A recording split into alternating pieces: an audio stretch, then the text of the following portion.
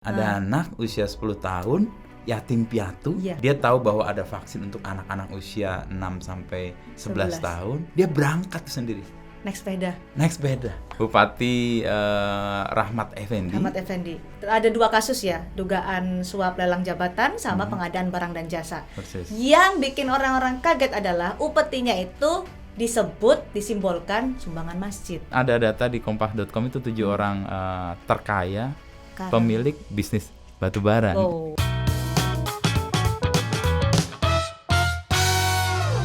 Kita jumpa lagi di Rabu Pon. Tumben pakai Iya. masker. Iya nih, nggak tahu gue udah lama banget gak jerawatan Puber. tiba-tiba. Kemarin Lagi tangan puber. jahil lalu kayaknya kotor, terus ada infeksi sedikit ya, mudah-mudahan segera kering lah. Nggak apa-apa, masa remaja. Gimana sih Rabu Pon? Hari ini kan vaksin Hari yang gratis ya ditunggu-tunggu. untuk booster ya. Booster. Akhirnya tanggal 12 Januari Rabu Pon, vaksin booster pertama kali untuk lansia, untuk golongan atau kelompok rentan terjadilah. Diberikan. Ya hari Yang ini ditunggu-tunggu. ya. Tapi dengar-dengar sih banyak orang yang sudah mendapatkan vaksin sebelum booster ini Kenapa? dilegalkan ya. Maksudnya dilegalkan? Kan sebelumnya hanya untuk vaksin pertama dan kedua. Ha-ha. Tapi ternyata setelah dicek Ha-ha. banyak yang sudah mendapat booster sebelum Oh, booster dapat itu lagi, minta lagi. Enggak, gini.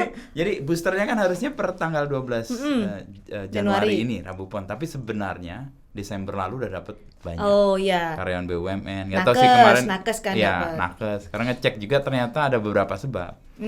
Selain karena memang butuh untuk alasan kesehatan, Ya. ada yang mungkin vaksinnya mau nggak mau harus dipakai nih. Kalau nggak kebuang. Kalau nggak kebuang, ya. dipakai booster untuk yang dapat. Tapi hak. tapi menariknya yang buat kita senang ya karena itu akhirnya diputuskan gratis, karena hanya butuh setengah dosis kan, artinya stoknya mencukupi, terus juga secara bertahap semuanya nanti akan dapat. Itu sih yang Ya. bikin happy. Ya karena nggak ada kekhawatiran bahwa orang akan mendapatkan jika mereka memiliki sejumlah uang.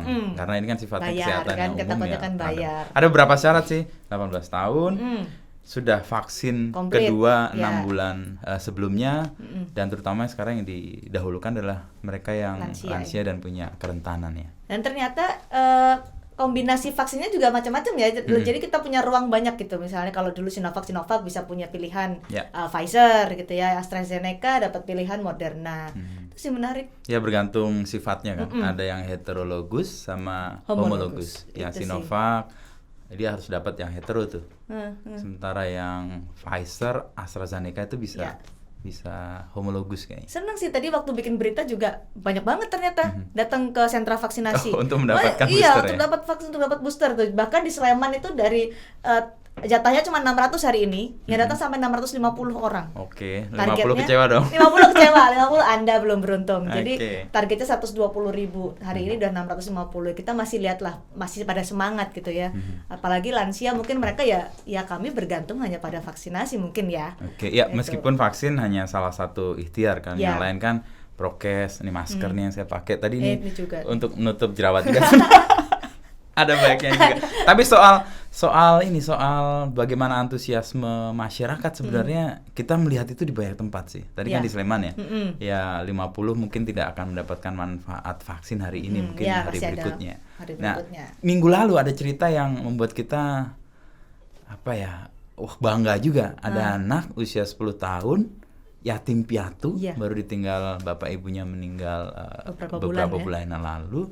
Dia tahu bahwa ada vaksin untuk anak-anak usia 6 sampai 11 tahun dari kakaknya. Dia berangkat sendiri, Naik sepeda. naik sepeda. Aku lihat videonya terenyuh, Oke. Mas. Oh iya, merinding juga. Mau nangis gengsi karena banyak teman, tapi rasanya ini luar biasa sih. Dia punya semangat itu untuk mendapatkan vaksin. Dia bilang, "Saya nggak takut kok, saya mau sehat." Ya. Itu Dan kan- kegigihannya itu juga luar Iya. biasa. Dia punya kakak, tapi kakaknya kan harus Kerja. bekerja karena kan dia mungkin menghidupi Ferdiansanya Iya. sendiri. Tapi dengan kendala itu dia tetap gigih tuh jalan ke Mapolres, sepeda naik 15 menit. menit. Kira-kira 3 kilo lah. Iya. Dan usia 10 tahun ya. Iya, Bisa jauh tuh. dibayangkan. Dia sama temannya berdua. Ya. Ini waktu lihat beritanya Ferdi, jadi ingat tahun 2021 kemarin yang di Sulawesi kalau nggak saya lupa deh, mau di Makassar. Oh, yang atau di sepedaan mana. juga? Bapak-bapak I lansia see. naik sepeda jauh tuh, lebih jauh ya dari Ferdi ini. Sampai di sana kebingungan karena nggak punya handphone yang bisa mendaftar secara online. Sampai di sana kan kebingungan, dibantulah oleh. Nah, gue tahu nih itu video kan, dan ceritanya. Dibantulah sama petugas vaksin di sana. Divaksinlah Bapak ini. Ini kan kemanusiaan yang menggugah gitu. Jadi orang yang mungkin ada keterbatasan nggak bisa dapat daftar online, dia nggak ada orang tua yang bisa menemani, orang dewasa menemani dia, tapi dia berangkat hanya untuk apa? Sehat. Betul. Itu yang. Dan kegigihan itu sebenarnya cermin dari masyarakat kita sebenarnya. Tapi ada beberapa kegigihan yang sebenarnya ya digunakan untuk hal yang tidak. Apa nih gigih apa nih? Probolinggo, kita tadi Ferdi kan di Probolinggo di kota ya. Gue ingat tahun lalu di akhir bulan Agustus KPK itu menangkap sebuah kegigihan di tempat yang sangat keliru. Gigih di tempat yang salah. Iya, karena dia waktu itu seorang bupati ya, kepala daerah di sana, itu namanya Ibu Puput Tantriana Sari, bersama suaminya Hasan Aminuddin, itu ditangkap OTT karena kegigihannya ingin mempertahankan dinasti politiknya. Ibu Puput ini 2 periode, ini periode kedua. Dulu masuk dalam kategori mungkin rekor muri ya, atau rekor lah. Karena bupati paling muda, karena di usia 30. Sekarang udah periode kedua. Sebelumnya suaminya 2 periode juga jadi bupati betul. Dan sekarang dia sedang menyiapkan anaknya untuk menjadi kepala daerah di situ juga. Memang benar gigih. Tapi dengan cara yang kemudian ketahuan bahwa mereka mengumpulkan camat-camat, kepala desa untuk menyetor sejumlah uang semacam upeti untuk diberikan ke ibu dan bapak bupati mantan itu sebagai kayak apa kalau dulu zaman tangan persetujuan kata belece atau kata belece kata orde baru. Nah itu jadi kayak pelicin untuk mereka mendapatkan jaminan bahwa mereka akan diangkat kepala daerah. Lalu setelah kepala desa, dan kepala desa waktu dapat lurah-lurah itu tanah bengkok itu juga nyetor upeti sejumlah uang ke itu gigih banget. Gigih sampai untuk mempertahankan dinastinya, mendapatkan uang supaya bisa anaknya nanti melanggengkan. Itu kan juga mengingatkan kita di awal tahun ini 2022 di Bekasi. Wali Kota Bekasi. Jadi kabar baiknya adalah Bekasi masuk Indonesia jadinya kan. Oh iya. Karena yang kita obrolin sebelumnya KPK, kan. Karena ada dalam ruang lingkup KPK Bupati Rahmat Effendi. Tersangka akhirnya kan waktu kita obrolin dulu masih OTT dan statusnya belum clear, dan waktu itu hari Rabu kan? Hari Rabu juga. Betul. Terus akhirnya jadikan tersangka. Dia di situ ada 2 kasus ya, dugaan suap lelang jabatan sama pengadaan barang dan jasa. Yang bikin orang-orang kaget adalah upetinya itu disimbolkan sumbangan masjid. Aduh. Itu kan membuat orang jadi makin marah ya kan, ketika ada pejabat menyelewengkan wewenangnya pakai simbol-simbol begitu pula. Simbol-simbol yang jauh dari kegiatan-kegiatan yang boleh dikatakan busuk lah ya. Iya. Karena kita melihat para politisi atau para koruptor itu kalau disebut koruptor kayaknya lebih mulia, harus disebut maling aja. Iya setuju, karena modus-modusnya itu juga udah kriminal, maling banget gitu. Maling banget. Ada 2 kan, dia karena jual beli jabatan sama satu pengadaan lagi barang jasa suap. Ini khas nih jual beli jabatan ini. Yang di Probolinggo kan seperti itu juga. Lurah, kepala desa yang ingin mendapatkan approval dari bupatinya, maka dia memberikan sejumlah uang gitu ya untuk melanggengkan atau mendapatkan kepastian. Kan nggak cuma 2 ini Mas, beberapa tahun sebelumnya kan juga ada. Nah ini kan kayak kambuhan ya. Apakah memang modusnya paling gampang yaitu nggak ada pengawasan sampai bisa melakukan suap jual beli jabatan. Yang apa sih kan yang ketangkap KPK. Masih mungkin kita kan ada yang lain. Ada yang lain. Mungkin bukan kambuhan kalau gua nyebut. Mungkin DNA para pejabat. Sorry itu saya. Gue tuh kalau kelihat pejabat, kalau ada angka gitu ya, dari 10 itu biasanya gue taruh 3. Sebagai? Ya nilainya 3. Kenapa? Karena kalau dia baik ya oke lah naik jadi 5 atau 6. Kalau buruk ya udah gue gak akan kecewa. Sekali lagi, untuk membuat kita tidak kecewa adalah kita memanage ekspektasi. Ekspektasi Spider-Man. Terus tapi itu kan berarti gak ada pengawasan yang ketat dong, karena pejabat daerah itu kan punya kewenangan yang besar juga. Mereka punya kewenangan terutama di level camat, kepala desa seperti di Probolinggo, di Bekasi juga kan seperti itu. Tapi pengawasan macam apa yang perlu kita buat, karena mereka punya inspektorat, punya partai yang harusnya mengontrol perilaku para kadernya gitu. Tapi ternyata jalan gitu aja juga. Integritas sebenarnya itu sih. Itu yang kita minta sebenarnya. Nah, itu dia. Masihkah kita bisa berharap ada integritas ke pejabat-pejabat kita dengan nilai 3 itu? Ya, harapannya sih dia naik. Jadi nilai kita akan naik. Tapi sebenarnya itu angka yang gue kasih itu sebenarnya untuk memanage ekspektasi aja supaya kalau kecewa ya udah biasalah kecewa. Jadi ekspektasinya masih berharap nggak ada integrity. Ada tapi sedikit. Ada sedikit. Tapi itu ya mungkin common ya sebagai bagian dari hal yang kita lihat di beberapa kasus itu kok berulang ya. Berulang dan setiap kita dengar ada OTT pejabat ya paling itu lagi kasusnya, ya kan jual beli jabatan, suap pengadaan barang jasa, itu terus berulang. Apakah pengawasan? Iya mungkin, integritas mungkin, apakah sosialisasi? Kadang-kadang kan mereka nggak tahu, saya nggak tahu kalau dalihnya kan begitu, saya nggak tahu saya tanda tangan atau berapa, atau edukasi lah, bukan edukasi ya, seharusnya pejabat tidak diedukasi lagi, mereka harus mengerti. Harusnya jadi contoh sih sebenarnya. Tapi belakangan kan kita dengar juga ada ada rencana pembuatan KTP digital ya. Yang gue mengingat sendiri KTP aja udah kasusnya korupsi. Dan ini terjadi jelang pemilu lagi. Ya ada kekhawatiran bahwa ini dipakai untuk sesuatu yang kita nggak tahu nanti apa. Dulu terbongkar 2017 ya, mau 2019, sekarang 2022. Oh iya. Iya itu. IKTP digital itu IKTP digital lagi. Double ya, super KTP. Nah, dulu kan IKTP yang pertama waktu kasusnya kebongkar 2017 itu kita pertama kali mengetahui rencananya kan canggih banget tuh, Mas Ino, pakai retina. Tapi zong semuanya tetap aja kita datang fotokopi rangkap 3. Tetap begitu kan? Sampai sekarang. Kalau kita ngurus sesuatu di bank tuh KTP kita nggak punya fungsi sebagai jadi cuma KTP aja. Nah, kalau QR? Ya nggak tahu. Mungkin ini akan, kalau kita mau pakai apa yang sudah kita terapkan di Peduli Lindungi, sebenarnya bisa connect aja kan. Semua data kita juga di situ sebenarnya. QR code kita bisa di situ.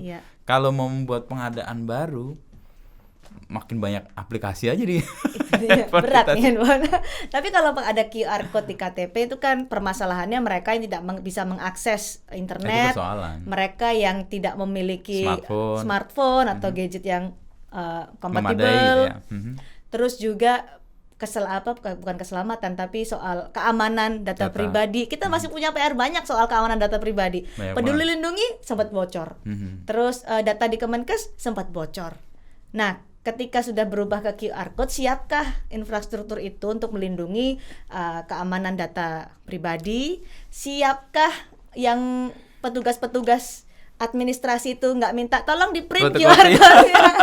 Matilah itu kalau sampai QR code harus di print. Dan penggunanya sendiri, masyarakatnya sendiri sudah sadar nggak itu bahwa kita itu harus melindungi data-data kita. Kadang-kadang kan gampang banget, butuh untuk pinjol, butuh untuk apa, diumbar lah itu OTP, nggak sadar, iya aja ketika ada pihak-pihak yang memanfaatkan itu. Ya ada dua pihak sih sebenarnya. Kita sendiri aware dengan apa yang kita sepakati untuk menyerahkan data.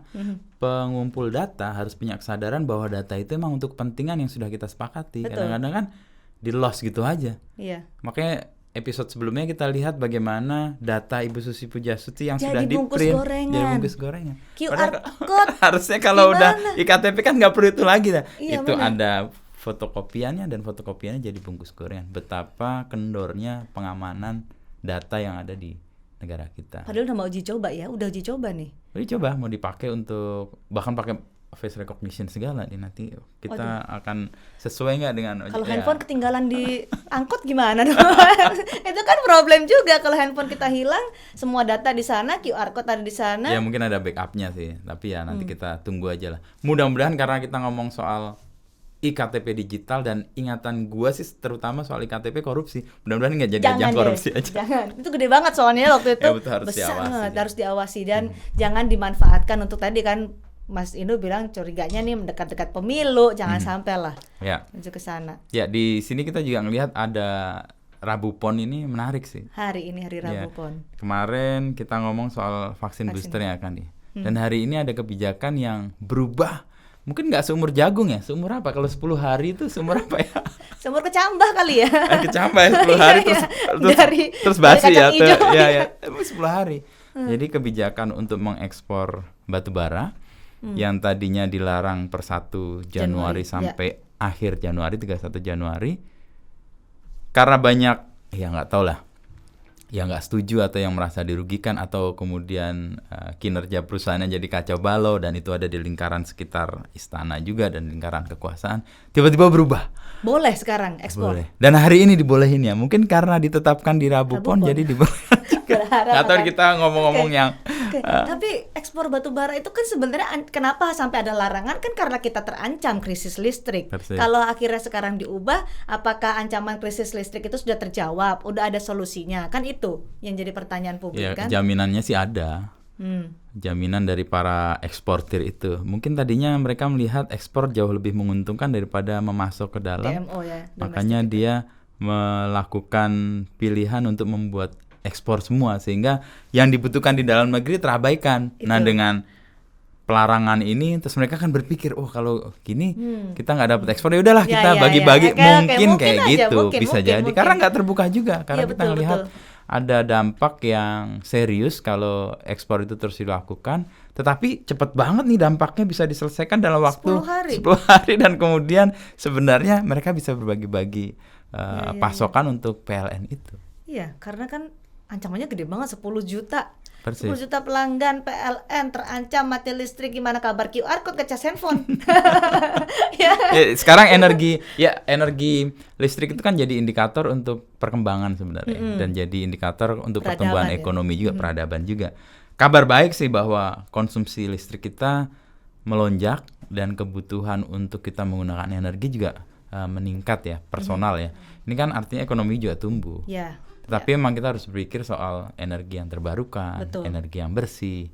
Batu bara sebenarnya meskipun kita punya banyak, sebenarnya nggak jadi pilihan sih. Harusnya kita punya energi terbarukan. Solar bisa, gas? Hidro bisa, gas bisa. Tapi nggak tahu, mungkin karena ini paling mudah ya, dikeruk, nggak diapa-apain, dijual, energinya tinggi. Dan itu menguntungkan banyak orang. Kemarin ada data di kompas.com itu 7 orang terkaya pemilik bisnis batu bara. Ini gue baca ini beberapa namanya. Pertama ada Theodor Rahmat, pengusaha senior di industri tambang batu bara, salah satu pendiri Adaro. Adaro. Mantan CEO Astra Internasional sebenarnya. Astra tahu kan grupnya bisa. Lalu berikutnya kekayaannya nih, gue sebut kekayaannya itu sekitar 3,1 miliar dolar atau sekitar 44,41 triliun. Wow. Triliun ya. Gede banget. Aduh, nggak bisa ngitung nih. Lalu yang kedua Garibaldi Thohir, ini kakak dari Erick Thohir. Ini agak kemarin waktu pelarangan batu bara itu kan nggak tahu, Menteri BUMN kayak nego juga kan. Oh ya terpilih lah, jangan semua dilarang. Nggak tahu ini ada konflik kepentingan nggak di sini. Karena kakaknya ternyata eksportir juga dan jumlah kekayaan tercatat 2,6 miliar dolar AS atau 37,24 triliun. Ya, dia juga tercatat sebagai pemegang saham dari Adaro Energi yang perusahaan tambang terbesar di Indonesia. Yang ketiga ada Lotuk Wong. Wah, ini gue nggak pernah kenal. Nggak pernah tahu.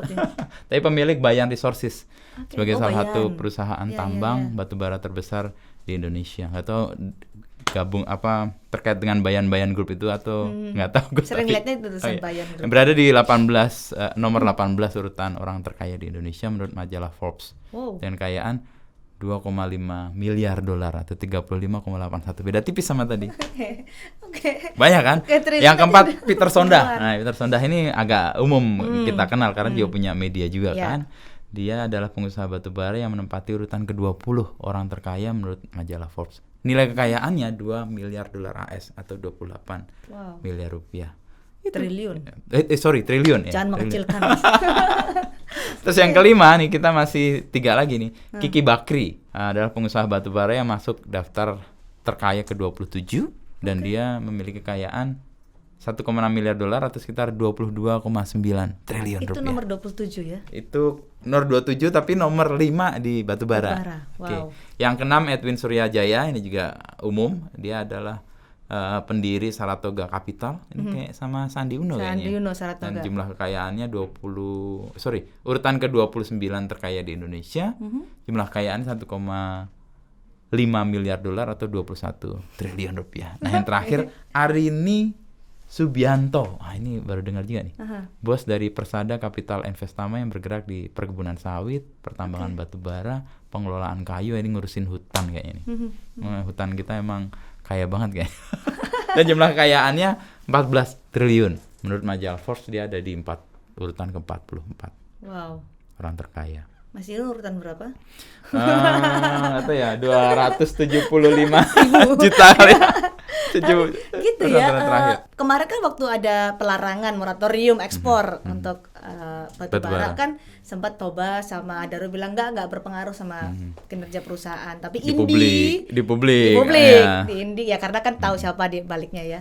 Indi bilang ini akan mempengaruhi kinerja perusahaan. Indika maksudnya? Indi Energy.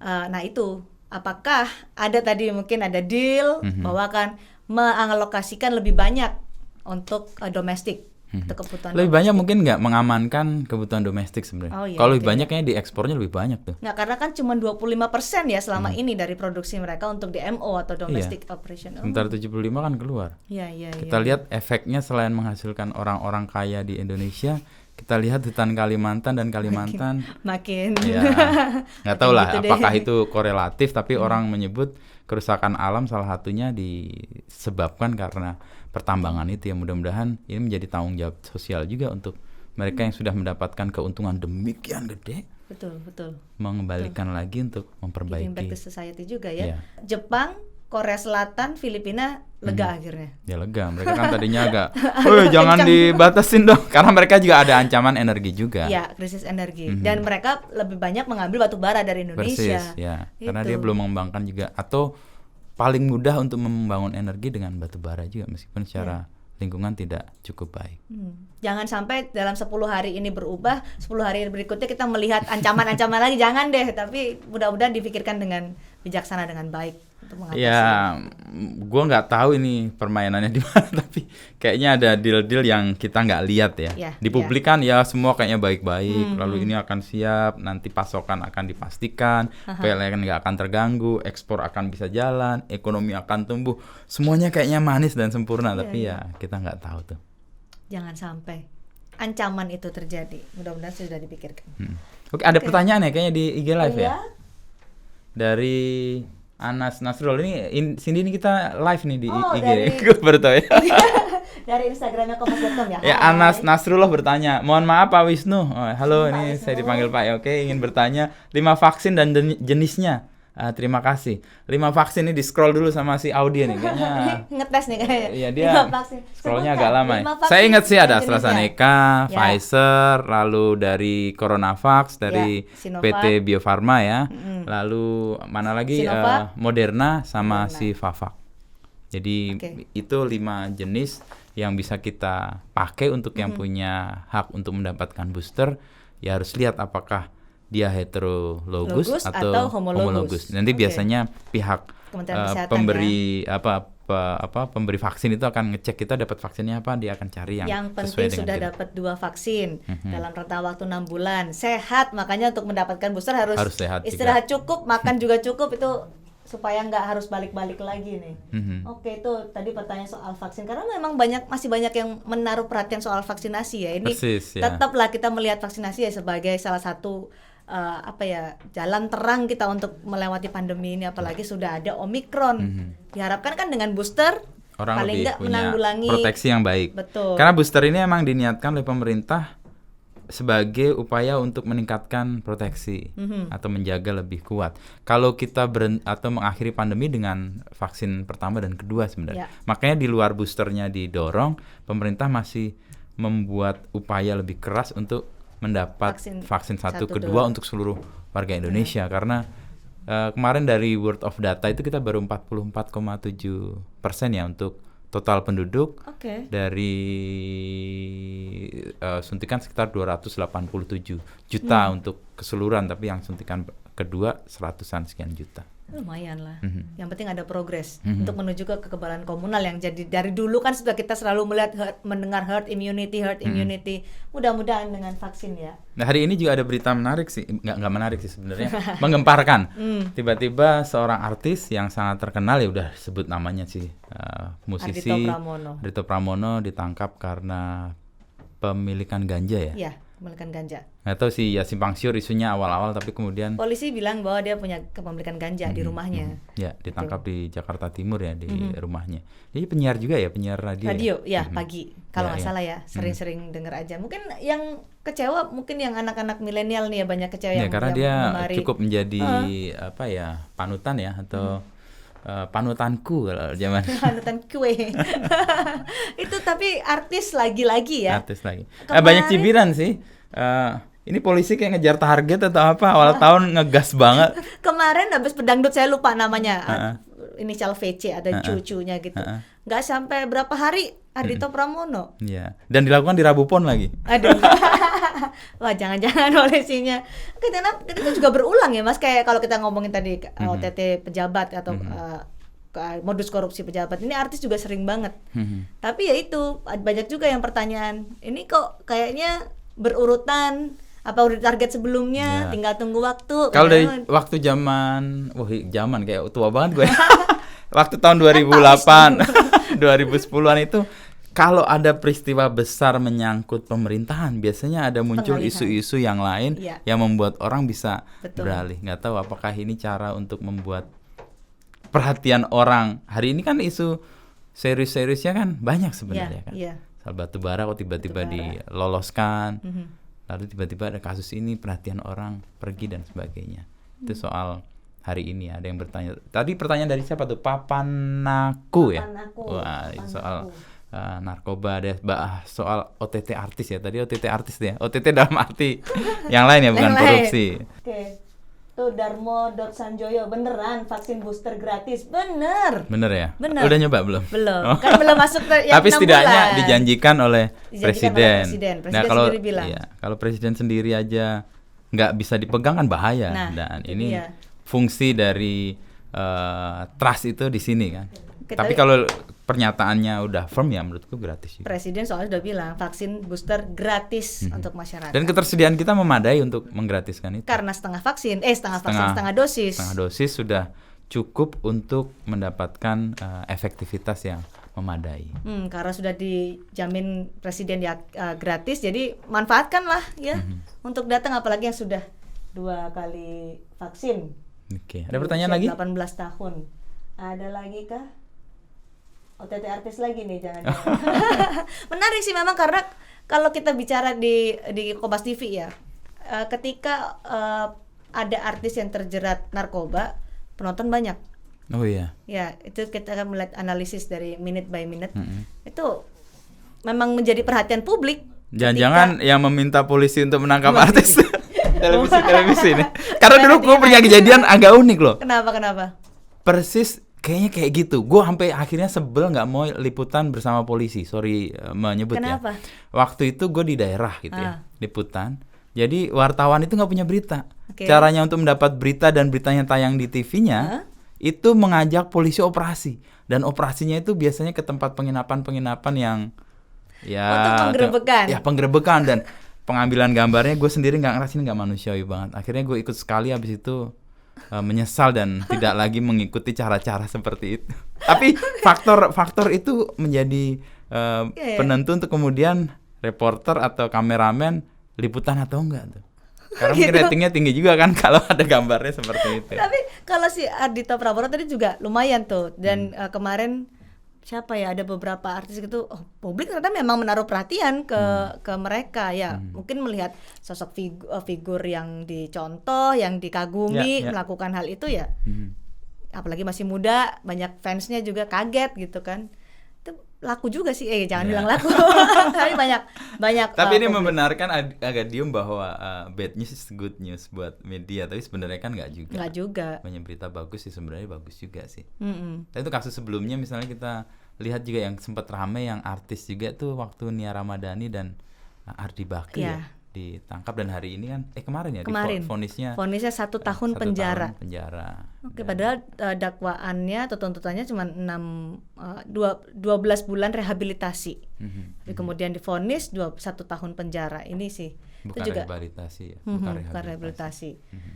Itu juga menarik banyak perhatian juga karena prominent banget orang-orangnya. Ya kalau kita ngomong soal ini teori jurnalistik jadinya.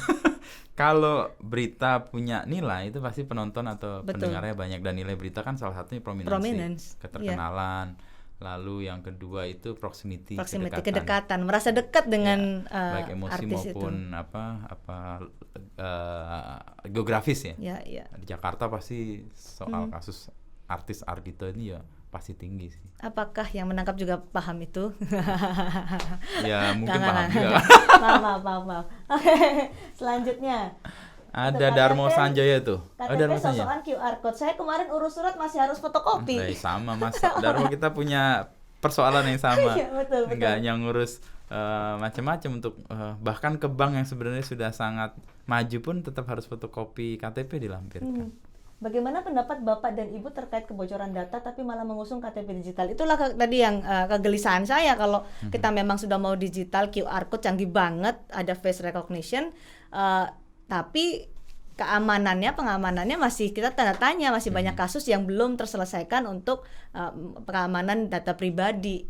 Itu kan sampai sekarang undang-undangnya juga belum diputuskan ya soal keamanan data pribadi itu. Tapi kan masih mudah-mudahan ini jadi catatan juga untuk kita maju ke level berikutnya di digital, tapi keamanan dan penggunaan data yang kita serahkan itu dijamin dan harus jadi prioritas kan, karena itulah karena rencananya kan satu NIK bisa untuk macam-macam. Ya, NPWP mau dijadikan satu rencananya dengan NIK. Terus juga data-data pribadi yang lain itu kan sangat krusial, kalau bocor sekali ya udah semua. Apalagi ini data yang bentuknya bulk kan, satu gelondongan gitu ya.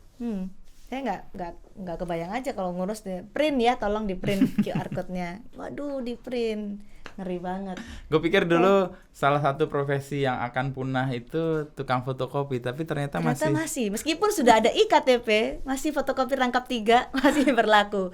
Ya mudah-mudahan sih kalau memang digitalisasi jangan cuma karena tren QR code aja, tapi juga diperhatikan semua aspeknya, semua kesiapan infrastruktur, kesiapan penggunanya juga, kadang-kadang teledor. Ya, sehingga datanya juga lolos gitu aja. Ya, kalau kembali ke awal tadi, kita butuh kegigihan di semua bidang tuh.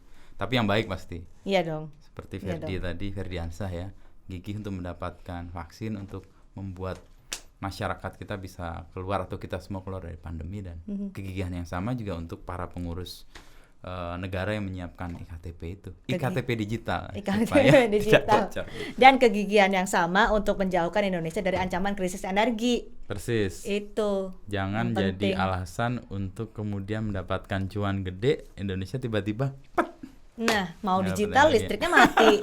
Gimana ya? Ngecas panas. Kalau kita kemana-mana kan dicari pertama colokan pertama. Sudah masuk kebutuhan primer. Yang kedua wifi kalau ada. Bener, kebutuhan primer tuh udah nambah sandang, pangan, papan, kuota, listrik, charger. Nah itu. Ya.